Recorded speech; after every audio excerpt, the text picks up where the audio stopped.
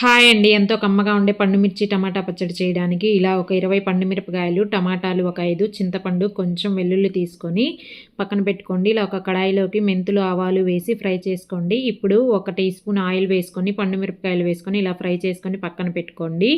అదే కడాయిలో ఒక 2 టేబుల్ స్పూన్ల ఆయిల్ వేసుకొని టమాటా, చింతపండు వేసుకొని టమాటా బాగా మెత్తగా అయ్యే వరకు ఉడికించండి. టమాటా ఇలా మెత్తగా అయిపోయిన తర్వాత పూర్తిగా చల్లారనిచ్చి ఇలా ఒక రోల్ తీసుకొని వేయించి పెట్టుకున్న మెంతులు, ఆవాలు వేసుకొని పొడి చేసుకున్న తర్వాత పండు మిరపకాయలు, ఉప్పు వేసుకొని మెత్తగా చేసేసుకోండి. ఇవి ఇలా మెదిగిన తర్వాత వెల్లుల్లిపాయలు వేసుకొని బాగా దంచుకున్న తర్వాత ఉడికించి పెట్టుకున్న టమాటా వేసి పచ్చడిని మెత్తగా దంచేసుకోండి. దీని పోపు కోసం ఇలా ఒక కడాయిలోకి ఆయిల్, ఒక 2 టీ స్పూన్ల పచ్చిశనగపప్పు, మినపప్పు, ఆవాలు, జీలకర్ర, ఎండుమిరపకాయలు, దంచి పెట్టుకున్న వెల్లుల్లి, కొంచెం ఇంగువ, కరివేపాకు వేసి పచ్చడి వేసుకొని ఒక 5 నిమిషాలు మీడియంలో ఉడికించండి. నచ్చితే లైక్ చేసి సబ్స్క్రైబ్ చేసుకోండి.